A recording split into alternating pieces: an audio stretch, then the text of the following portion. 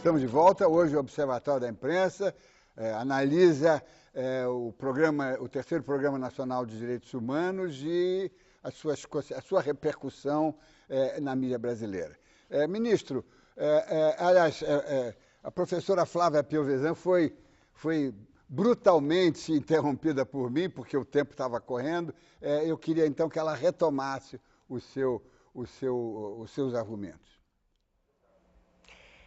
Não, eu só gostaria de trazer duas últimas observações, dizendo que não há democracia sem uma imprensa livre e independente, quer dizer, isso é basilar, mas também frisando que é muito importante hoje, na linguagem dos direitos humanos, avaliar não só a responsabilidade do Estado, legislativo, executivo e judiciário, mas também dos atores não estatais.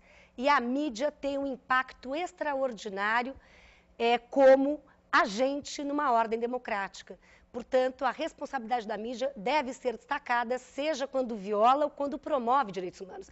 E aí é que eu penso que o programa presta uma contribuição. E eu só traria a última observação, é que o nosso Poder Judiciário já tem tido posições firmes no tocante, por exemplo, a controlar programas televisivos, em razão de ações propostas pelo Ministério Público, abusivos, que submetem pessoas a uma situação degradante, humilhante, constrangedora. Eu lembro um outro caso que o Supremo Tribunal Federal julgou anos atrás, um caso emblemático, o caso Elvanger, em que um jornalista, um editor gaúcho do Rio Grande do Sul, a ele foi negada a ordem de habeas corpus, porque foi acusado de crime de racismo em razão de publicar obras que negavam a ocorrência do Holocausto, etc. Ou seja, há limites éticos a serem buscados e respeitados. Ministro Vanucchi, temos aqui duas questões levantadas, tanto pelo Aloysio Maranhão quanto pela professora Piovesan, de que o Estado protege os direitos humanos, mas às vezes ele também agride os direitos humanos. Não é? E aí, no caso, estamos falando no campo da comunicação, da liberdade de expressão, não vamos abrir muito, porque senão vamos precisar de 10 programas. Eu gostaria que o senhor examinasse essa questão, quer dizer, é preciso que a sociedade brasileira saiba ver no Estado, digamos, o protetor dos direitos humanos e não, às vezes, quando os setores do Estado tentam ultrapassar os limites. Como é que o senhor vê essa questão? Dines, as falas muito instigantes do Aloysio Maranhão e da Flávia Piovesan, elas, de fato, mostram isso, que os direitos humanos, a própria democracia, só se afirmam com a naturalização das divergências. Estamos virando um país democrático. E a fala do Aloysio, ela foi muito interessante para mim, porque uma das minhas suspeitas o tempo todo foi, para além de eventuais problemas ou erros que o programa possa conter, são 521 ações, as críticas não ultrapassam 21. Então deve haver um enorme consenso em torno das 500, que são todas no sentido de que o Estado não agrida mais direitos humanos.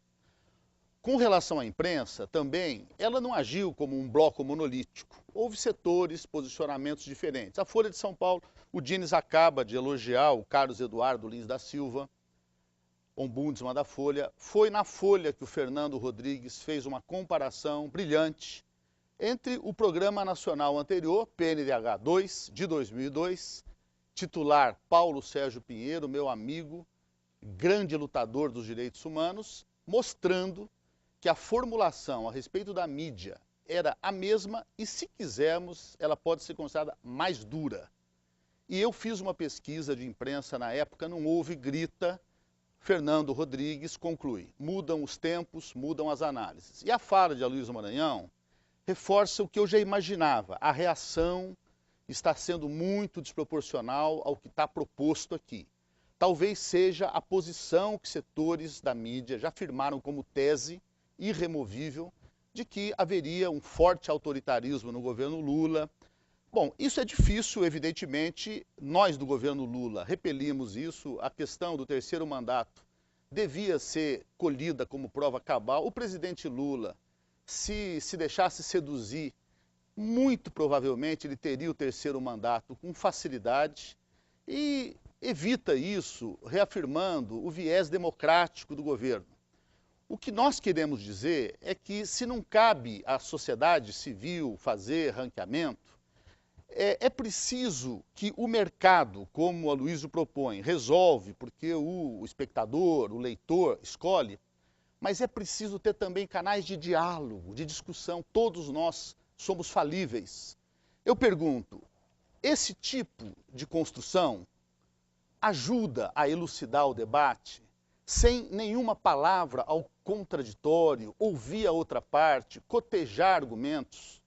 Então, nesse sentido, os problemas do autoritarismo, eles estão distribuídos por diferentes partes.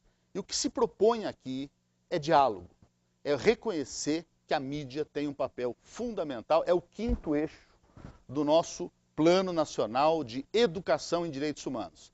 Escola, a educação dos agentes do Estado, a educação não formal e a mídia.